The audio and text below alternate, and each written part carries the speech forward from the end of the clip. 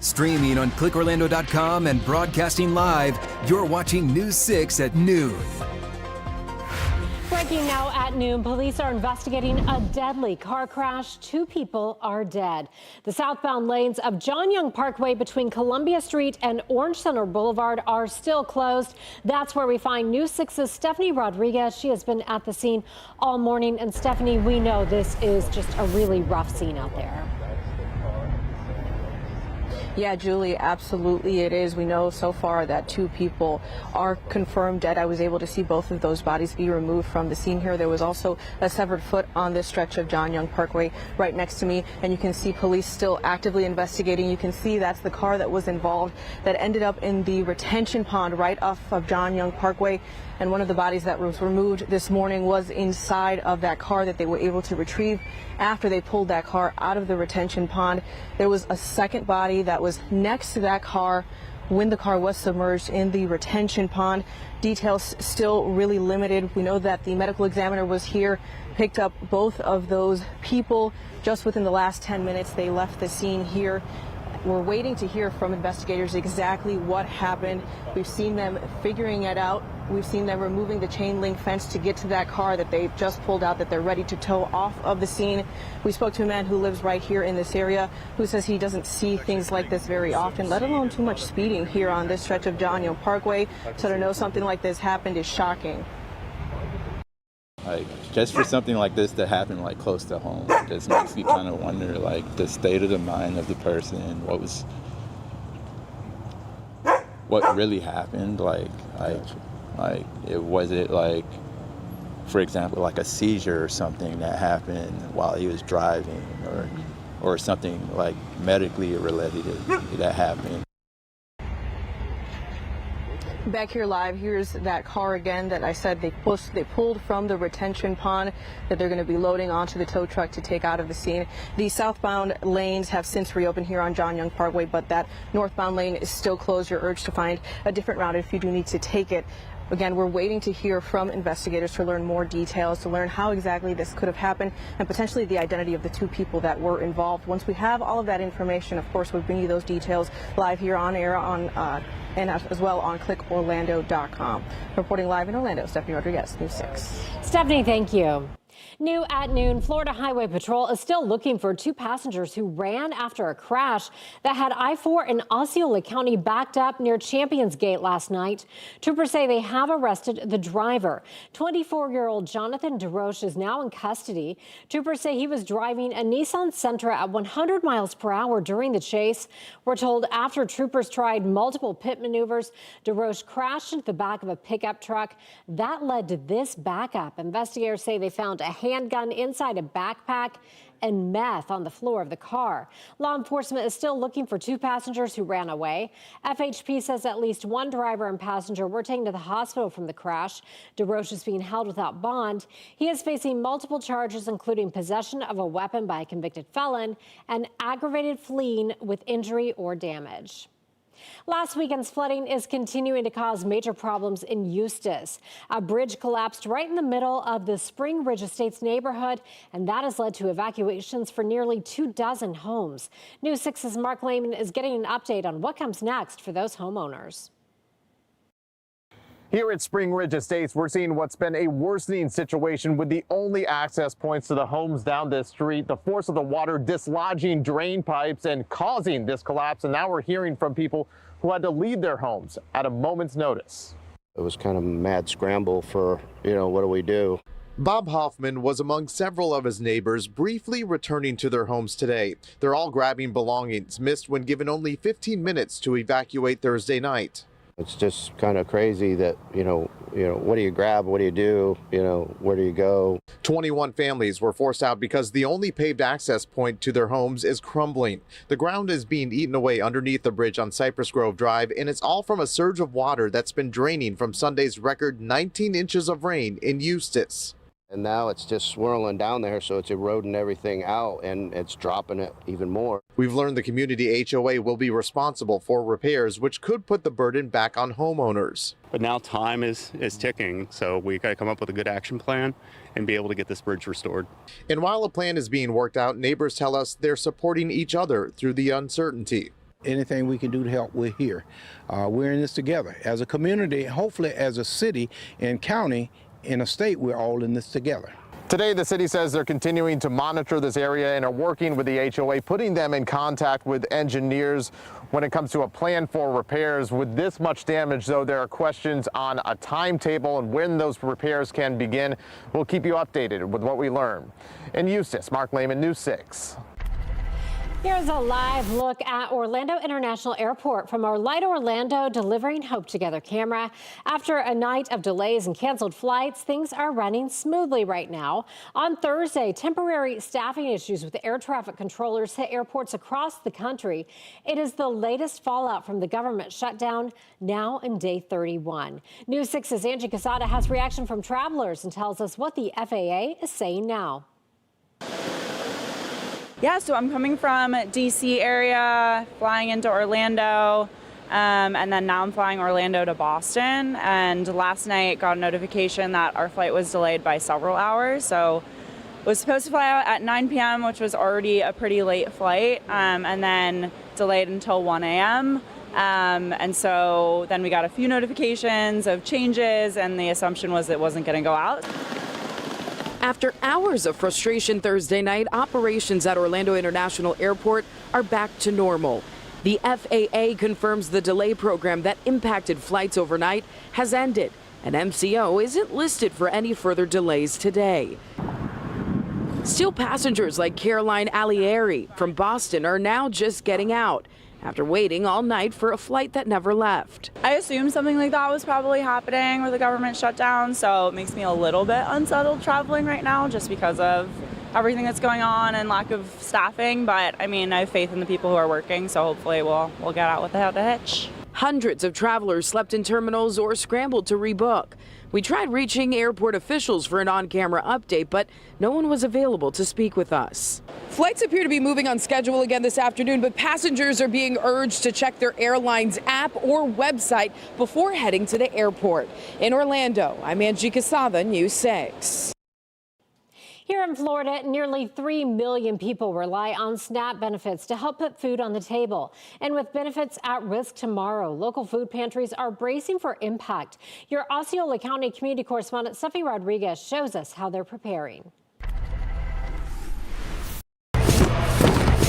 On an average day, 300,000 meals are sent out by Second Harvest Food Bank to over 800 feeding programs across 7 counties. However, amid the imminent lack of SNAP benefits, things are far from normal. We know that about 500,000 people in Central Florida rely on SNAP.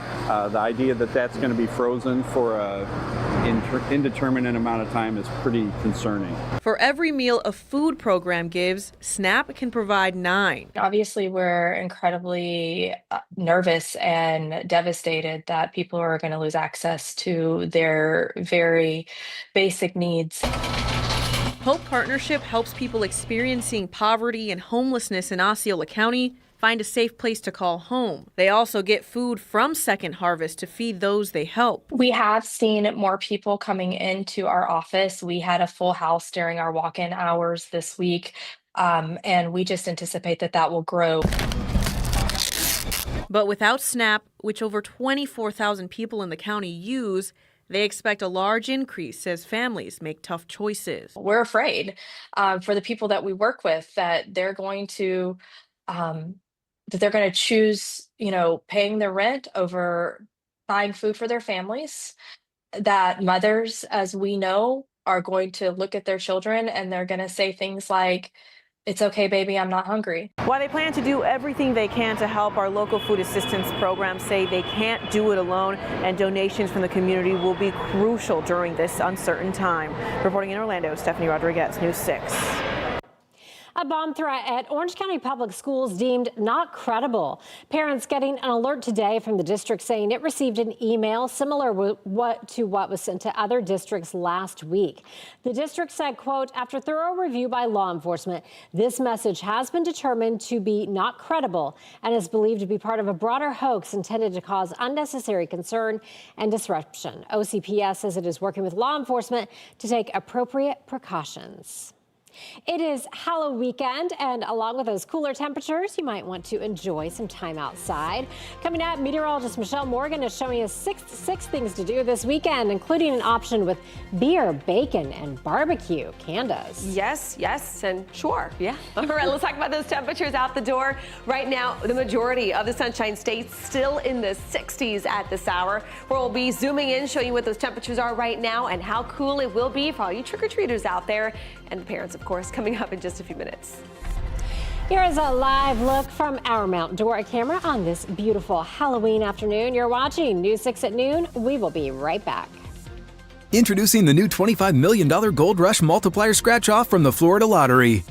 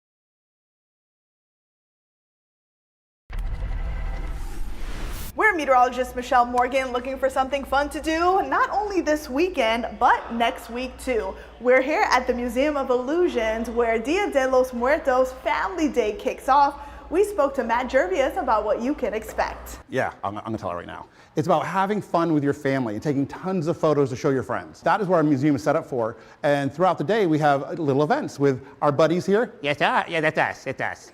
Our buddies here are gonna do a show throughout the day. We have face painting, we have tie-dyeing going on. So it's a really packed day. It's this Saturday and tickets are about $20 online. Here's another great event on Saturday at Wekiva Island, the 11th annual Fall Egg Fest from 9 a.m. through 5 p.m. Enjoy tastings, baked goods, and barbecue. Taster tickets are about $40 at the gate and the weather will be perfect. Another food event this Saturday is happening in Altamont Springs at Cranes Roost Park.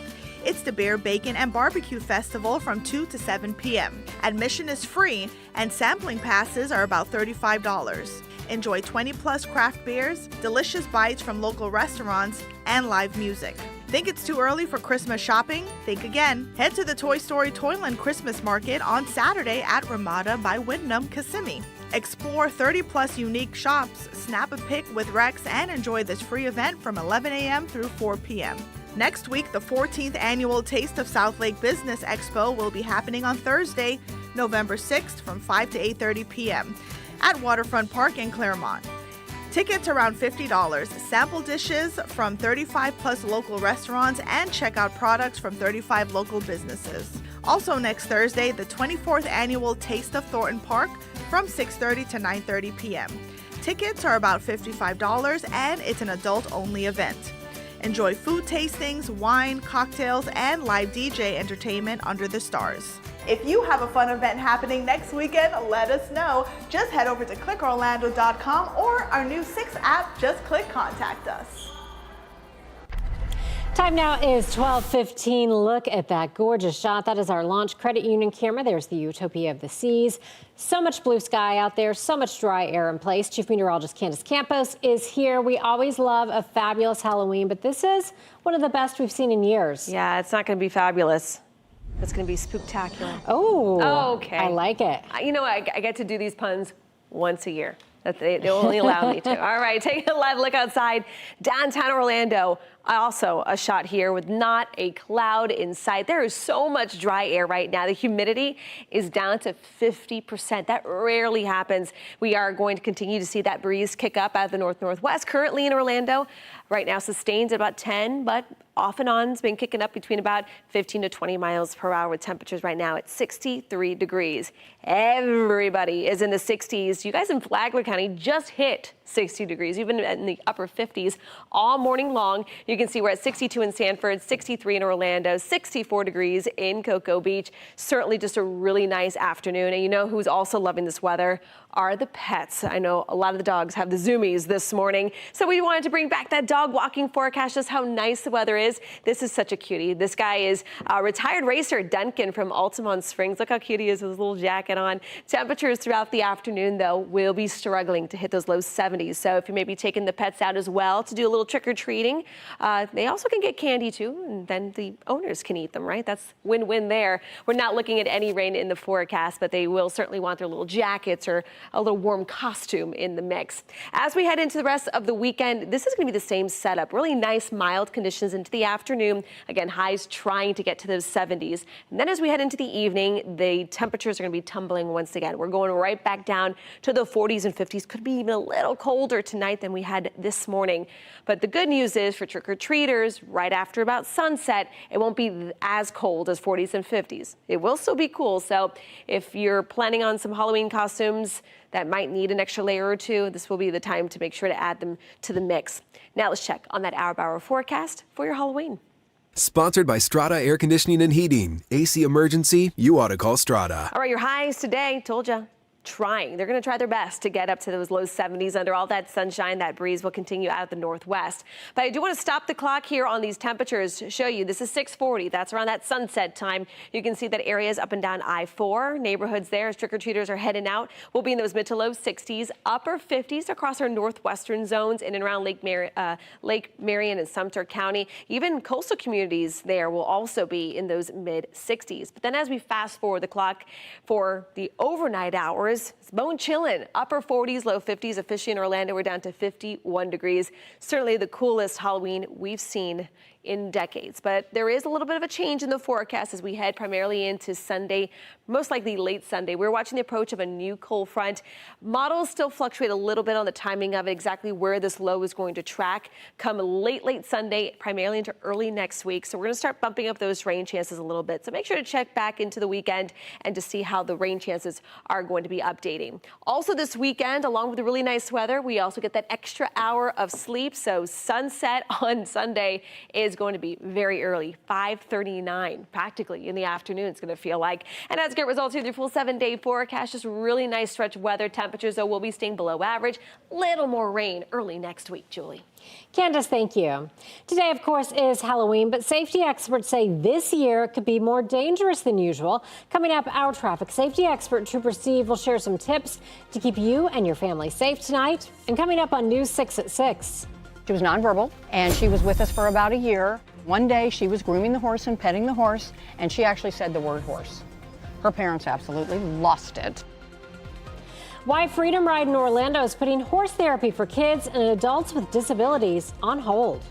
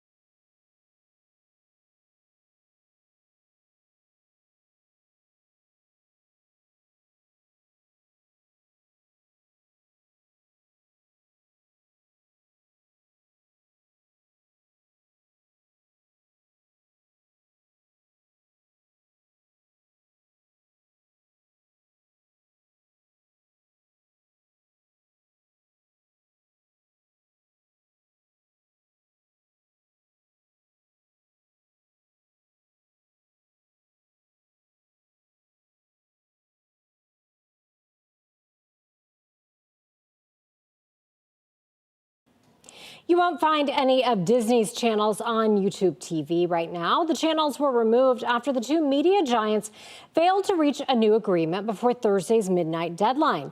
The blackout means users can't watch ESPN, ABC, and Disney Channel. The two companies remain in talks. Stay with us. We'll be right back.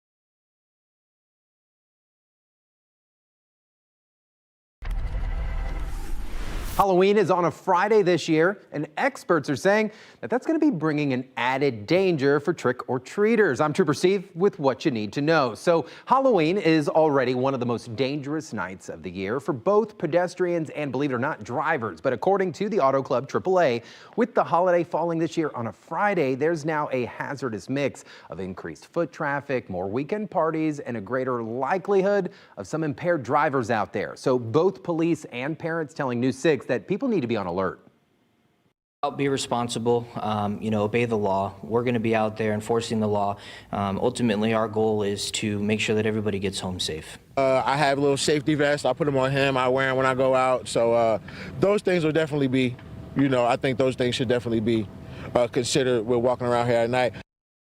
All right, so some easy things that you can do. Wear light-colored costumes. I know that can be difficult, so you could just add some glow sticks to the mess. And make sure to use crosswalks. And perhaps most importantly, avoid the distractions out there. There's going to be a lot of things going on. I'm your News 6 traffic safety expert, Trooper Steve. And we'll have great weather. Bingo. Just all around, just really great weather. So get out there and enjoy it. Sounds good. Switch over to the News 6 Plus streaming app to watch News 6 Extra right now. And we'll see you Monday.